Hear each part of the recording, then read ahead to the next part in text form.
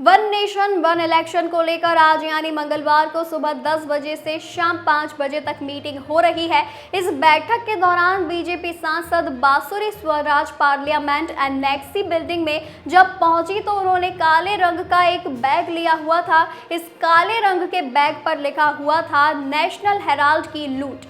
बांसुरी स्वराज ने इस बैग के जरिए कांग्रेस को नेशनल हेराल्ड को लेकर घेरने का काम किया है। काले रंग के बैग पर लाल रंग से नेशनल हेराल्ड की लूट इस बैग पर लिखा था। इस समय बीजेपी पार्टी कांग्रेस को नेशनल हेराल्ड केस को लेकर घेर रही है। इसी तर्ज पर बैग के जरिए बांसुरी स्वराज ने भी मैसेज देने का काम किया है। बता दें कि जब बांसुरी स्वराज से सवाल पूछा गया कि इस बैग के जरिए वो क्या मैसेज देना चाहती हैं, तो उन्होंने कहा, आप ये देखिए कि ये पहली बार हुआ है कि लोकतंत्र का जो चौथा स्तंभ है यानी मीडिया को लेकर भी भ्रष्टाचार हुआ। हाल ही में जो चार्जशीट ईडी ने फाइल की है ये बहुत ही गंभीर उदाहरण उजागर करती है, जहां पर कांग्रेस की एक पुरानी कार्यशैली और विचारधारा उभर कर सामने आती है। बीजेपी सांसद ने आगे कहा कि कांग्रेस सेवा की आड़ में सार्वजनिक संस्थाओं को अपनी पर्सनल जागीर बढ़ाने का औजार बना लेती है।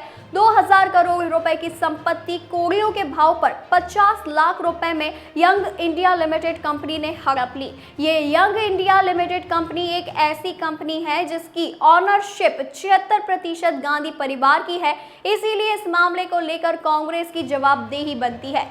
लोकसभा में विपक्ष के नेता राहुल गांधी और उनकी मां सोनिया गांधी, जो राज्यसभा की सदस्य भी है, दोनों का नाम नेशनल हेराल्ड मामले से संबंधित मनी लॉन्ड्रिंग मामले में ईडी की चार्जशीट में शामिल किया गया है।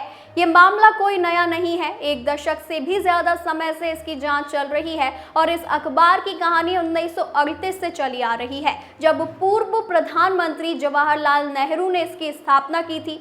National Herald case national Herald अखबार से जुड़ा है। प्रवर्तन निर्देशालय ने सोनिया गांधी और राहुल गांधी समेत प्रमुख कांग्रेस नेताओं के खिलाफ आरोप पत्र दायर किया है।